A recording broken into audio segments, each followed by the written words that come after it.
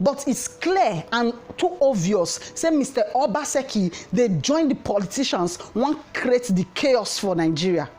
One create the war for Nigeria. And see, we the Edos, we not the run. We the Edos, we not the run. Something must kill a man, but die being a hero. But die being a hero. Die for something, not waste your life for nothing. Now people will not know what to be life, then they fear deaths. Now people will never understand life, now they fear deaths. Now people will not just they curious to see what it they beyond this life, now they fear deaths. Death now nothing, now waiting everybody will face. But how you take that, now matter. We not the fear deaths.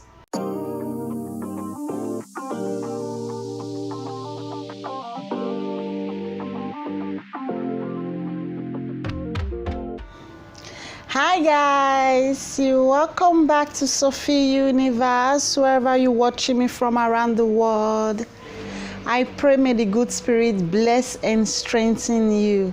May he or she open that beautiful and gorgeous side of yours to make you see and understand from my point of view. If this is your first time of seeing my video or listening to my audio, you're very much welcome to my universe. Thanks for stopping by. Please do me a favor before you leave. Kindly subscribe to watch more of my videos. Hit the bell button to get notification whenever I have positive opinion and hot topic to share with you, my amazing brothers and sisters. So my gallant, beautiful subscribers that keep coming back to check me out, to see what I got to offer, thank you very much for coming back. May the good spirit never be far from you. May he or she guide your going out and your coming in as usual. Your household. Thanks for your correction, your maturity, your positive energy keeps me going. Thank you very much.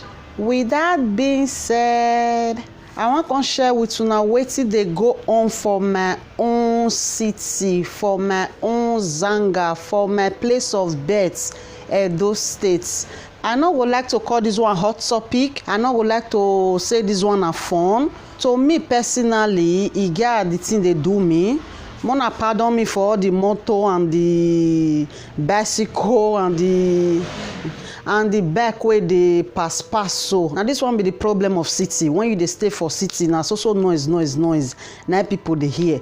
People wait there for forest city, they don't know what God do for them. Please, I beg mona pardon me for the noise aspects. When I go the hear and well because they're not the hear word. The bless say this song not to beat their head, so that they may vroom as if say na ring grow their day. With that being said, my brothers and sisters, what to carry me come right now say my heart dey broken. Our governor Obaseki, with all due respect to him, he break my heart and he stabbed me for my kidney. Me, I join the people wey advocate for him. I know say one or two members of my family vote for him. One or two persons when I know for Edo State vote for him, because me, I personally believe on wetin he dey like do. I was carried away, with all due respect, by the sweet word of his mouth. Not be say I regret am, because if they still say me they still run the election tomorrow, with all due respect to Mr. Eze Iyamu, I will still say me they vote for Mr. Obaseki, because to me, pastor come the rule us, he just be like say man, we dey insult our ancestors, with all due respect. That one are my own personal reason. So as the matter come dey, so my brothers and sisters, my heart is really broken inside this hot weather where we dey. So that is, hey, they don't give me drip no gree here again. Mr. Godwin Obaseki spit for all Edo people face. Some people not feel they see am say na spit is spit for our face. So some people they take calm like say na good thing they do. Wetin I dey try I want talk about now this our treasures where they can carry for our home many years ago, my brothers and sisters. The German people don't decide to return our things, come back to us. So Mr. Obaseki right now, they want play politics with our ancestry heritage. Oh God, Mr. Obaseki, with all due respect, you go school and not go school. I know they like am. If people they make me they cut my tongue. Yeah, they like at all. He like sir. He one con they like play politics with our ancestors' sweats, with the things where people don't they advocate for. Since when they start to advocate for this our stolen properties. In fact, with all due respect, I'm not sure say they don't bomb Mr. Obaseki. With all due respect from the bottom of my heart, he con they want play politics, one con they leave legacy, one con they like. They say may they go open museum, may they put on for museum. Me, I never see one project where politicians don't do for that Nigeria where be say get head. I never see one project where they don't do, where don't get head for that Nigeria. Not to talk of Edo states. It be like say Governor Obaseki, with all due respect, I repeat, I know they like to disrespect my elders. Now as this city they verse me, now they make me they raise my voice. Because if I don't verse, now so I tell they raise my voice. Not your verse, sir. Not your verse at all. Not your verse at all. It be like say Mr. Obaseki or your administration, they forget say man, na lights, night say make people vote for and come they show us poll. Where people call the talk say na 5G. Me, I still do video about time. Can't go the find 5G. They come out from Go. Go they do my research. Can't see and say no be. Till today, till tomorrow. The lights they never still get on. 2 years don't come up for second tenor. 2 years don't come up. They don't still get the constant lights. In fact, they don't get street lights. One account they use shame. Can't they cash us now? So now it can't reach million. Where be say man, our treasure where they want bring come for us where they steal. They never even dream of burning you, sir. You want come put your legacy for that thing. Wait till they make this thing they pay me. They want put on for museum. Wanna not get me wrong, my brothers and sisters. Now waiting my Edo people never still understand. Now be this one. Now I want make una understand. So putting it in museum, not be bad thing, no. Not be batting, but in coming out to come like insult our papa. Say na your own word na go reach. Since when? Now that one they provoke me. Since when that one start to happen?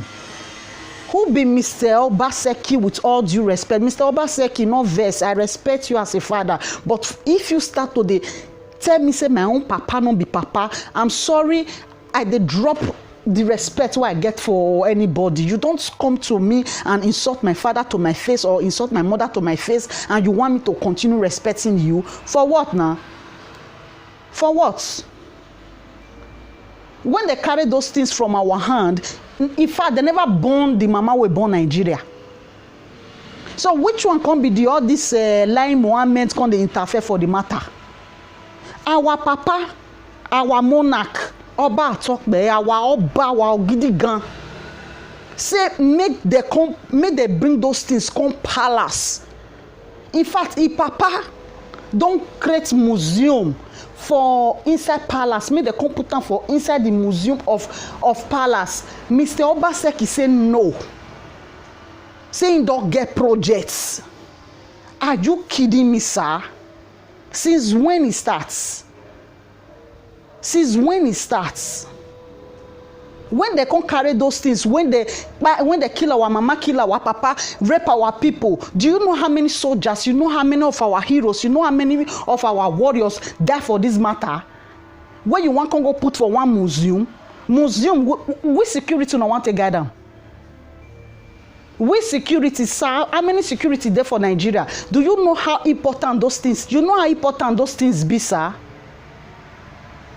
You know how important, at least for palace it will be secured.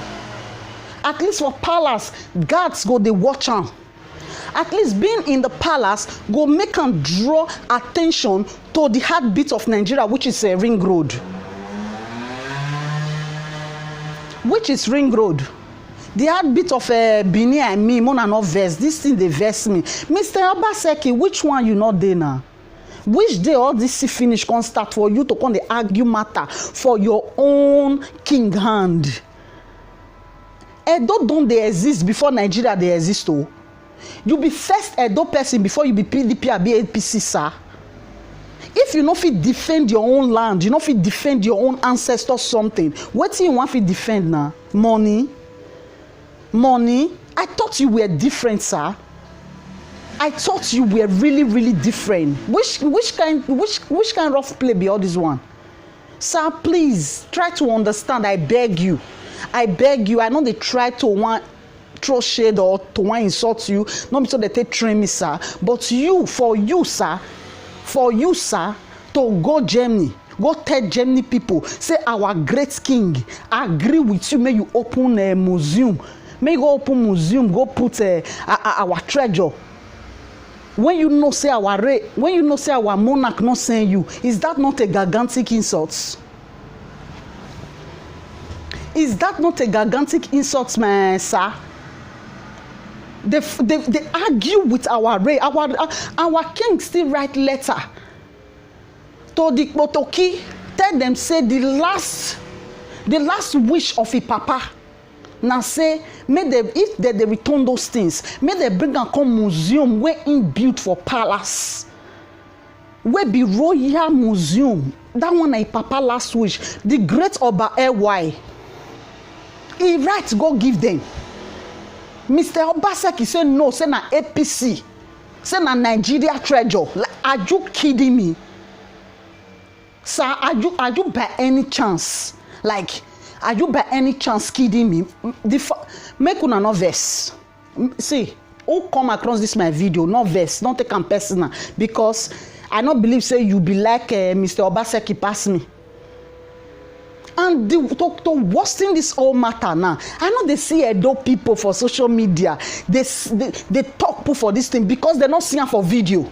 If you want to kill my Edo people, if you want to buy my Edo people, if you want to make my Edo people give you key to enter inside their house, write what you want to kill them for book. They go help you, they share and they go. They go help you, they share and they go. What you want to kill them, you write and put for paper. Oh. You put them for their hand. They'll help you go give one sentence. They not go feel it down. They believe on, oh Jesus, sin is believing. Mona act and make I see, even though I lie, not be lie. They go tell you say they sin. They go tell you say they see him. Is in writing. Wanna go report, wanna go see him. Mr. Governor Obaseki reply our king. How dare you, sir? How dare you? How dare you spit on our face like this? Market where you born, sir. You don't feel do them. Promise what you promise them, you don't feel fulfill them. Our treasure you want to fulfill.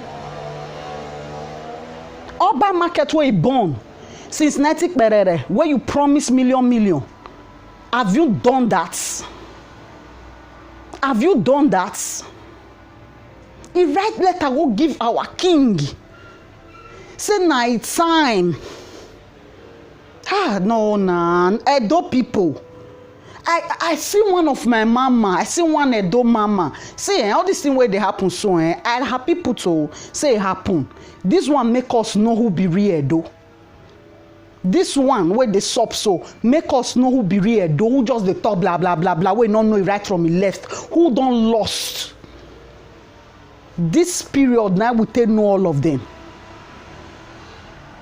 Men where they talk for social media, I'm a traditional man. I'm a traditional man. We have to show your traditionalism now. All of una dog bang be, una they join right wing and left wing. Eken wana do kaka no do eken wana do gbina na do eken wana geleta ovie do pataki wakin. Amami wa rukmon leli ho. As later on I say, women not be anything. Equally keyo wasiek bolele na. Equally keyo wasiek bolele. Oda wuwa eguwa. Iye goin we ado yo bale do awa. Ado yo bale do wa mami nu ya teken warie wa mami nu ya gwan. Wa mami nu ya gwan wa gbinane le right wing we left wing wa gwale no win wa gbobo lele wa gwale inye no to target wana. All of una they carry they analyze different video we not concern una we not go help una generation. This one go do video. You see a do sister carry and come out and analyze them. That one go do video. You see a do brother carry and come out and analyze them. Analyze your own problem now. No, you not greasy because they write them. Then you not see them for video. Traditional men, see them. See them to gossip how you want to sleep with woman. You they see all of them for conference call. You they see all of them for conference call. You they see all of them for conference call, leaking video go the comments. Who's your word daddy? More wisdom to you, my bros. I am proud to call you a brother. I am so blessed to have you as an Edo brother. This my brother, Dr. Oguname. Dr. Oguname, Omohi. Expect me neither ya bio my brother on my waist. Expect me ni. Okay, can you have big balloon ya creation way? May you live long, my brother. May our ancestors continue to strengthen you. Anybody born of a woman, sir, it is a kenuje. Come, no yon mother nature nane. It cannot harm you. It cannot date. Come, no gijo tohiane wotona. It cannot think of harming you. I think enene like. For this fight you are fighting, when I watch this my brother video, he don't wait for anybody. He don't wait for gather things. Only you go they share sticker. They look for people to sign, to fight for estates, to fight the fight where the ancestors don't fight remain. Only in night they do them. Other of our men for social media, where they say they are men, they are traditional men. Our women, not they respect us. Our women, they carry a dog bottle. None of them come out. They not even they share the video. You still get one of my handsome brother like that now. Oh brother, no verse. I'll go find your name. I go put on, but your picture. Every my brother, I go put on. God will bless you. Can you boy, my brother? All do not. Nobody born of a woman can harm you, can hurt you. The day where they go think on that day, that madness go enter their body. Many of you now, man and woman, where don't stand to say no, I am a Dolite. Where speak and condemn this act. Where say no, you dare not speak to our home, our father, our royal land like that, and you looking for justice. You seeking for justice. You are saying that our things should come back to us. You they stand for the truth and the light way. See. Our ancestors not go far from una. Our ancestors go they give una more wisdom, more grace. Ekeke no wariri la okbe han awem wa ku han awem wa. Okbe han awem wa ku han awem wa.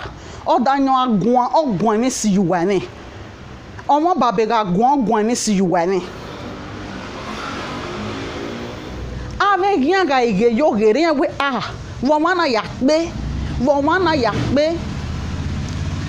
We hear gwale ne ye mi. Iya ga isekene ekenya na benne yuwa mi yuwa hata mi iya tamia we koma no enyuwa de komo no we niya kenwa koma no wisuma enyuwa na yeye ekoku dunya o eva nu wae esagiya o amenu wa won onu yuwa hia mi obiya iya wo ya ewa edo hia jele nini cow. The one why they talk they come just now. I see one of my mama. She said she be princess. So this one I'm say princess because you come from royal land. No. She said she be princess by blood. She said she dey fight for Edo. She said she dey do different things for Edo. That is when this mama they do this video, all of them join what to provoke my provocation right now. They say Honorable Godwin Obaseki is doing us good. He's doing us good. He want to open museum. Mama, why are you carried away by the word that touches the marrow?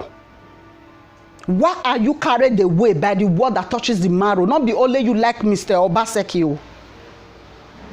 Not be only you like Mr. Obaseki. If you like Mr. Obaseki and you are spitting in our great father's face in this manner without knowing it, mommy, I'm highly disappointed with all due respect, Mama. With all due respect, you were talking about facts. Mama, you can't talk about fat. Are you serious? When Mila Akim, Mama Mila Akim, with all due respect, where you just the carry Ogun, the carry Olokun, they carry all the babat course where they don't pursue come out for a land. They curse anybody where she feel like insulting, where say that the more dog boto. I never see a video. I never see say she talk say Egon bunya do more than have a do. I never see her. Mona know your verse. My provocation right now, if you jam anything provocable, it will explode. Bombatommy will come out. That is, it go burst. What it be all this one? Mama, do you listen to what we were saying? That Mr. Obaseki talk, say man, our papa, our monarch, where you say you they fight for, say you be princess. A princess go where you send me la. Princess Igbo where you send me now. Tell Mama unshakable, abi untouchable. No unshakable. Shakable Mama of Germany. Mama we gbogbo where you send me like gbe wona. You send me la no gbogbo where you oye nyenyenye. Oye nyenyenye. Oye nyenyenye. Mr. Governor Obaseki wrote to our father to tell our father, say man, now in time they return this thing. Do you know since when they've started advocating for this our stolen items? Because it can't come from your time now. So now you want to talk with our rain one can do. Like you're serious right now. And mommy unshakable, they applaud this thing. You are really applauding it. You are really for applauding it. I use this one to know say many of our Edo people now just view. Now they really they talk for. They not really they talk for the betterment of our states. They not they talk because they really love Edo. They not they talk because they be really picking of Edo states. They not they talk because they really know waiting our mother Eden sacrifice her life for. That I know that is this their behavior now. They make me the reason they say man. They just they talk because they need the money. They just they talk because they need the view. They just they talk because for their own selfish interests. I don't know whether I remember when this beautiful musician Yemi Alade, when he dressed on Edo traditional royal attire, not be attire that they call her.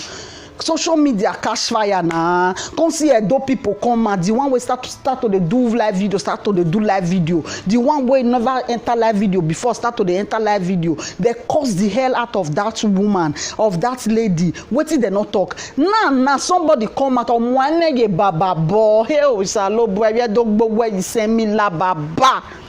Baba. Hi.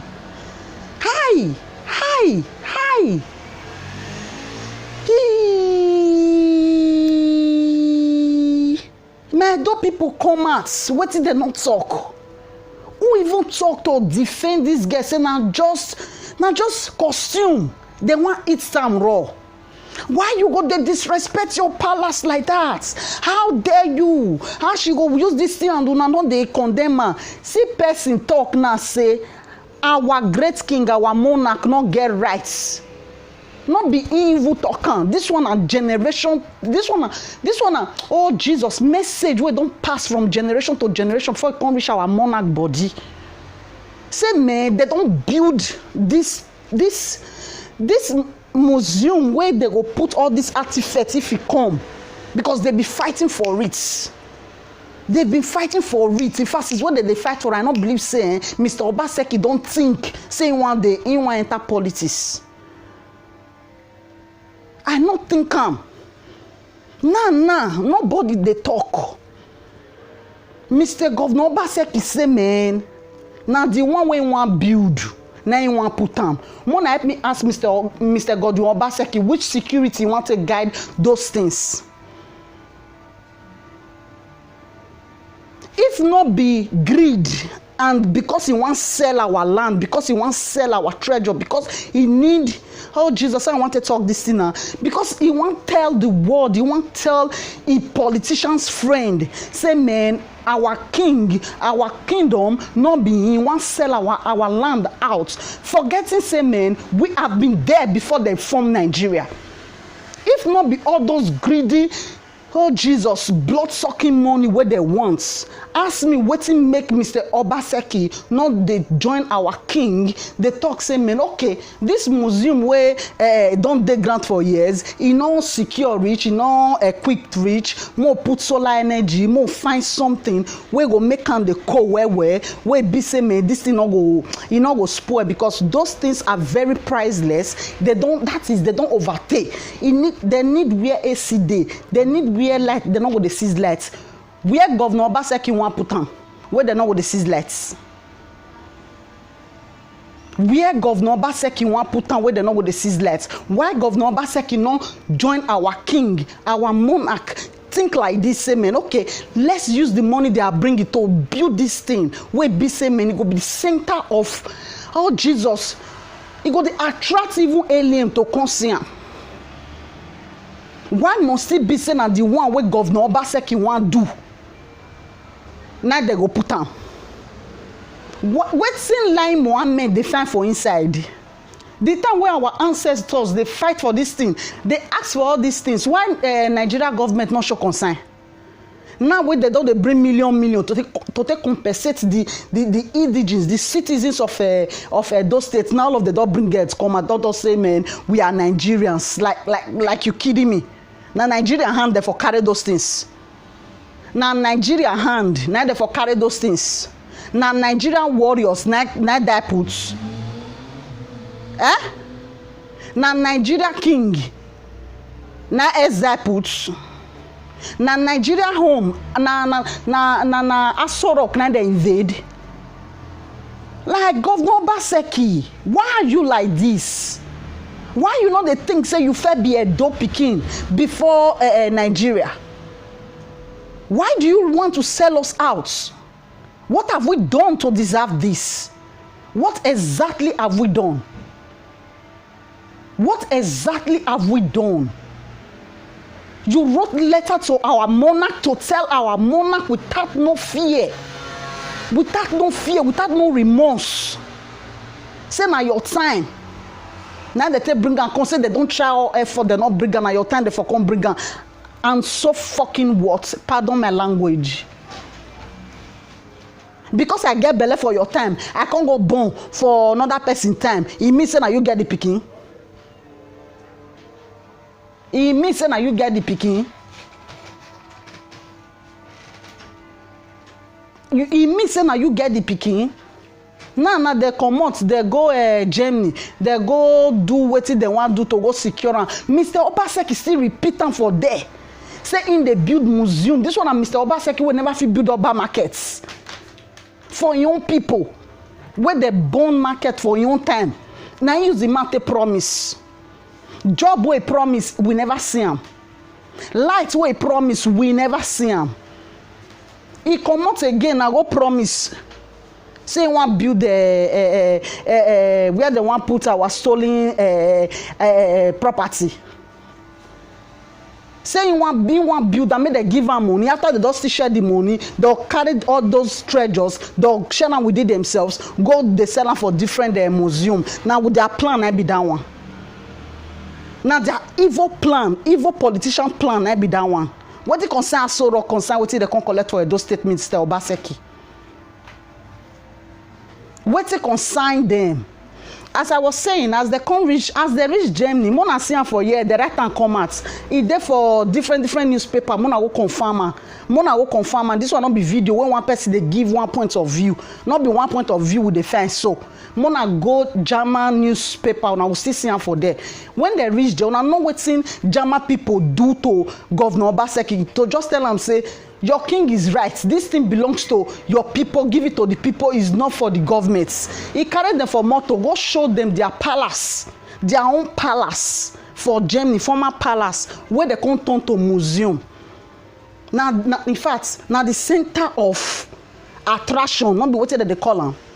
That one a simple message. Say this things suppose there for palace, not be to there for one backyard museum where politicians want go the thief every time.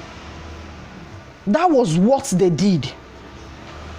That was what they did. That was the message they sent. That was the message they gave to Mr. Obaseki. My Edo people not dey talk, una not dey talk. My Edo people, why go? My Edo people, why go? Wa mwene boni, kekele ne sandoka. Wa move gala, wa wehian. Wa wehian, wa me no jealousy, ve no ma jealousy. Wa me no ne jealousy agbe wa, ne jealousy agbe wa. Because una dey look for view. Because una dey look for view, aba won me. Aba won me no ma ogen baba. Aba won me no ma ogen je. Aba won me before wa in fact, il y a des so. Before wa ken ni nyovie wa mere, owu wa mwere. O mwere na only Edo person. Now I don't see say go dey quench another person fire while their own house fire dey burn. Fire they burn, they go carry the last water they want to quench their own. They go use and go they off another person own. Only Edo people hand now you for seeing. Only Edo people hand don't hear na me. Mr. Obaseki, we not go agree this one. We not go agree this one. You go know for this one say man.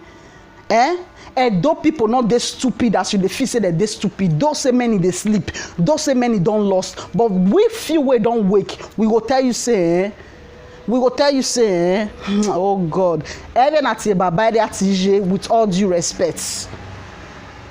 Even at your baba atije.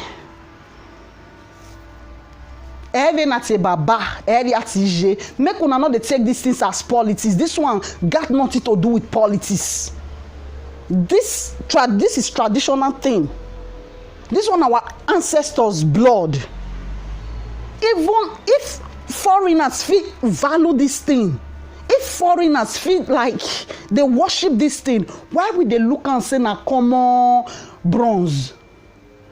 Do you know how many years that thing have been there? Do you know how much they've made with it? Do you know? If we not do anything about this one, the next one's where they come, now so does it treat us. Now so does it treat us.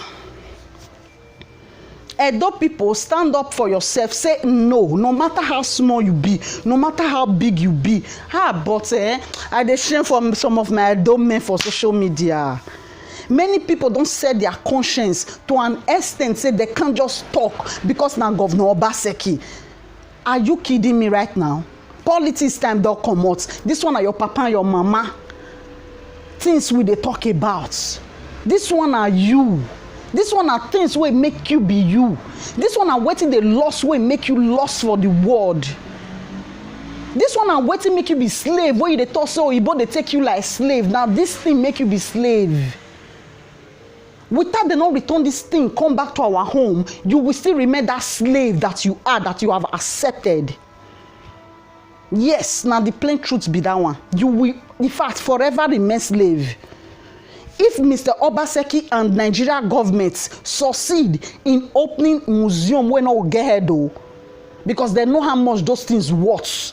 They won't go put them from one place where it be say man, in one night all of them will go there, they'll go remove and they'll say thief don't break enter. Now that one they defend. If they succeed, we will continue to remain slave. More than not forget, Edo State, Benin City, now the heartbeats of Nigeria.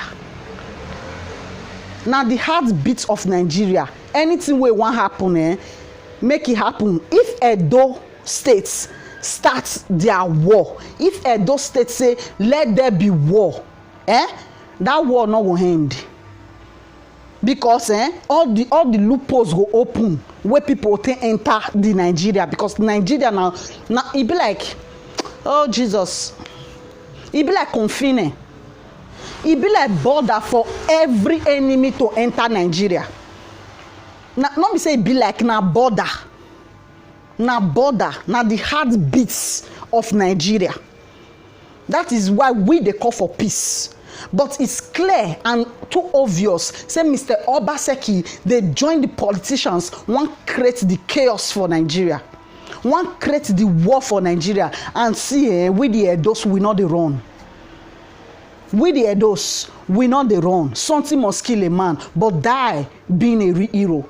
But die being a hero. Die for something, not waste your life for nothing.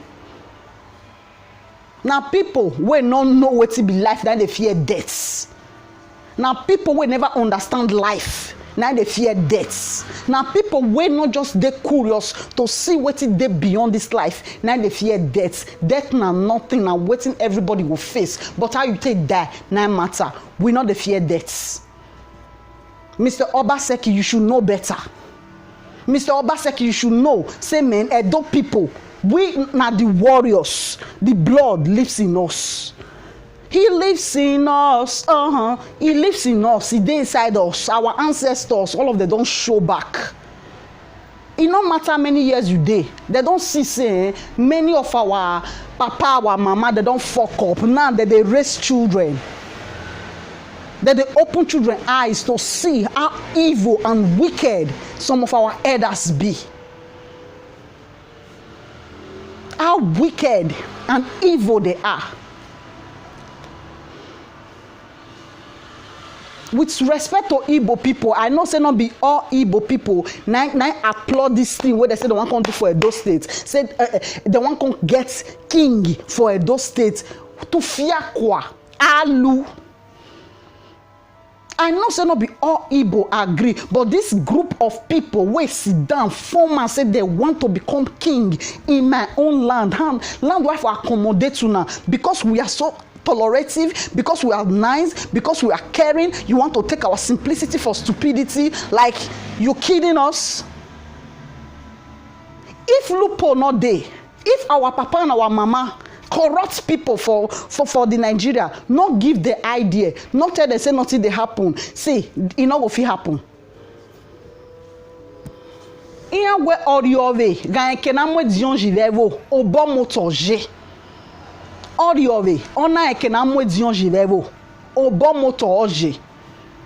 Obo motoje. You see all these things where they play so, all these things where you play so. Mona no verse, mona not take camp personal because ame alaye nene mirene, gari ogwagino. Ame nakbaye nene mirene, beveni azo with respect.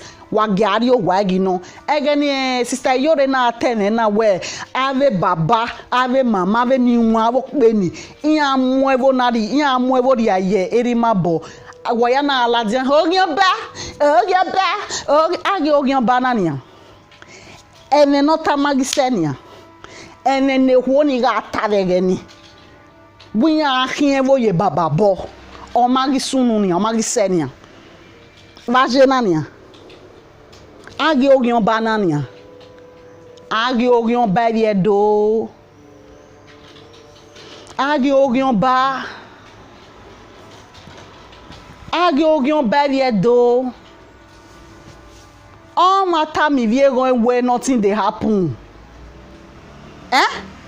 Not be person they not in fact. Jesus, before person can't get mind, can't carry landlord, go courts. Say man, I want buy your house. Landlord not tell you say I want sell house. So you say you want buy house. I not tell you say I dey hungry. Say I want sell my house. Because I can't say no, I not go sell my house for you, I not go sell my property for you. The same tenant can't get right. The same tenant can't get the guts, the audacity. They carry me go court, go sue me. If you still check on now I don't person they represent the tenants, which is the Igbo group of people where one can chop a king for Edo land. Don't get me wrong, go. Me, I'm very, very sure. Say not be all Igbos, not be they, not being there for this nonsense school where they want to do so. Because it can never be all Igbo. Because not be all Igbo there for Edo land. Now the greedy, wicked ones, where they toxic of power, where sabi abuse people, where not get respect for culture and tradition. Now they do this thing. Now they do this thing. Now they do this thing and see, oh Jesus Christ. See. All these people, the drum of war na the beats. Mona ready to dance put well. Mona ready to dance put well because this one are one reason. This one are one of the reasons where they make me they tell my Edo people. So una too they talk. Una too de nyanya for social media. Wagwa nyanya gbe, emin wa ya gbe wakare ya kwa webu. Wakare ya kwa.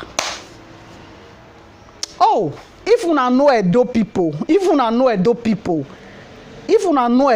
this set of people, this set of Igbo people, this group of Igbo people wey just wake up, one can chop king for another person, compound, another person zanga, another person territory, another person home. If una know wetin una take dey play, una no go try am. If una know say people wey dey give una mind no get level, una no go try am. If una know say our ancestors no dey for those people back, una no go try am. If una know say our ancestors don wake up, this thing honestly una no go try am. Una no go try am. Una no go try am. Nevertheless, I don't blame this set of Igbos. I don't blame una. I blame our elders. I blame the greedy ones. I blame the ones who don't lost. I blame the ones who don't sold their soul to money. Honestly, I blame them. And a day will come where they go use their blood to cleanse the land. Mona go mark these dates. Make I rest my case for you, my brothers and sisters, because if I see my continue to the talk, oh Jesus, maybe I go vibrate and shout past this one. Honestly, once again, thank you very much to each and every Edolites wey don't condemn this arts, wey don't talk concerning this arts. Not be those ones whereby they do, not be those ones where they use until they look for view. No. Our ancestors, they look our hearts. Our ancestors know who they genuinely they fight for the greater good of Edo states. Why they still know who just they do am because they want do am for doing sake matter. Runda the spirit not they look flesh, now our hearts they go. And they see our motive, they see our determination, they see who they stand with, they see who they deal with, they know who they deal with, I mean. So you people should use your tongue to count your teeth. And if your tongue no long reach, support them with your hand. May you take concern. Because now the last day, now the last time now we dey so. Now Aton and Bows, now they feed now. Be in the good side of history, so that history will remember you for good thing. You see all these things, what would they do so?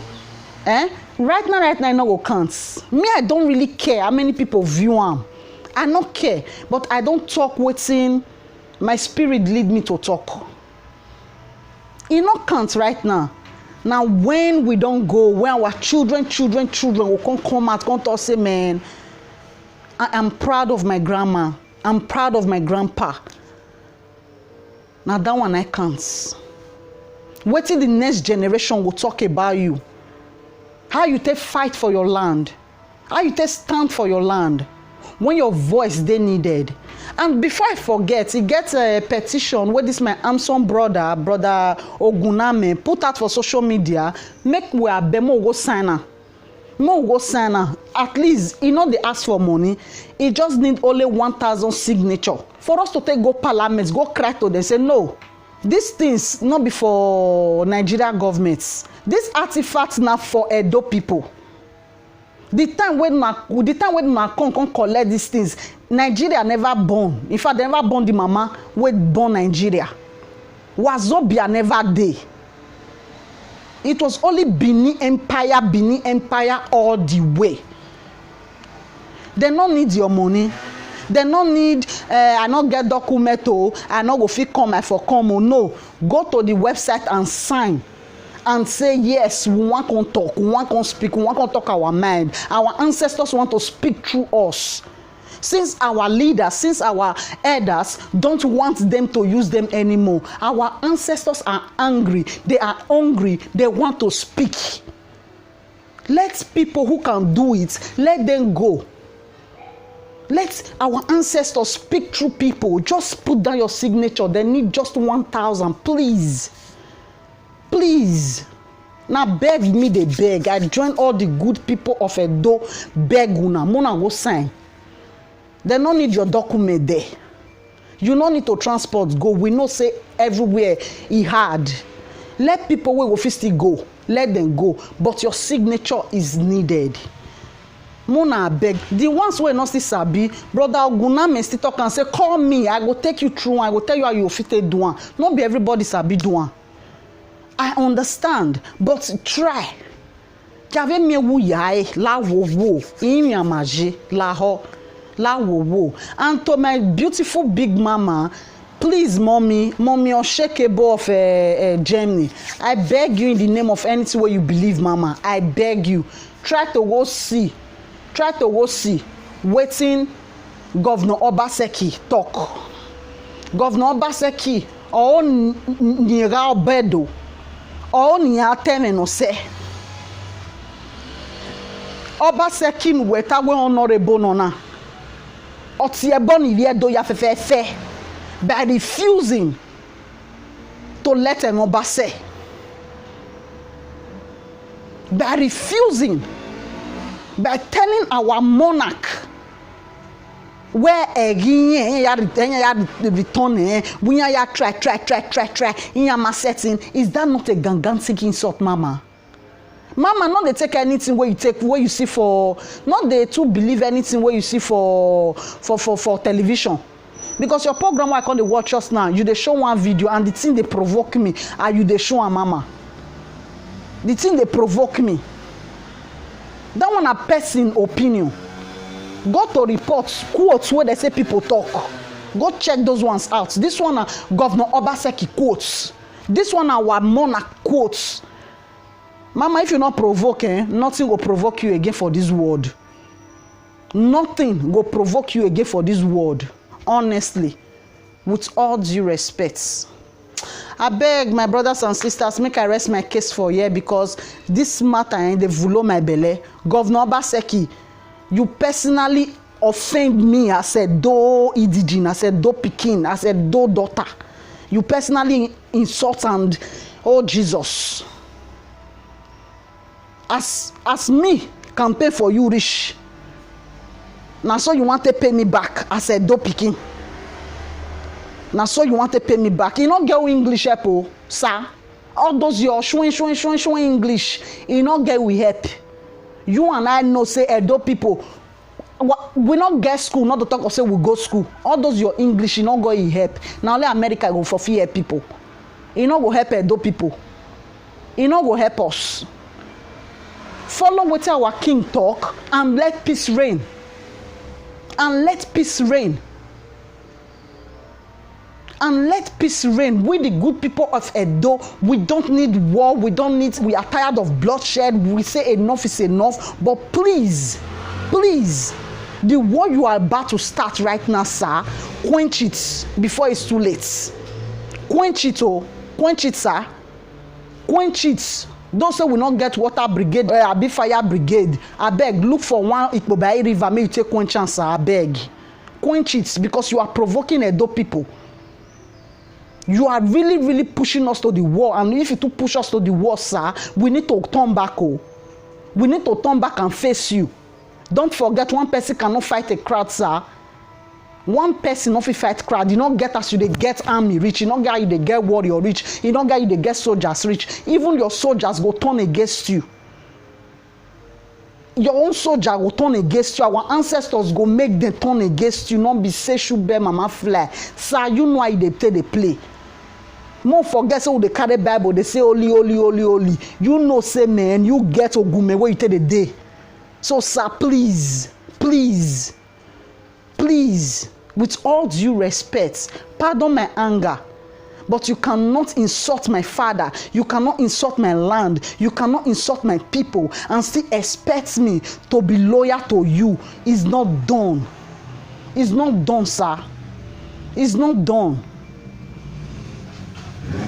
I beg, heat don't they worry me, my brothers and sisters. Honestly, I'm really angry. I'm pissed off. Try to understand, see where my anger is coming from. That's where the provocation is coming from. Honestly, say, okay, I rest my case. This one on the hot report, the hot topic when I get.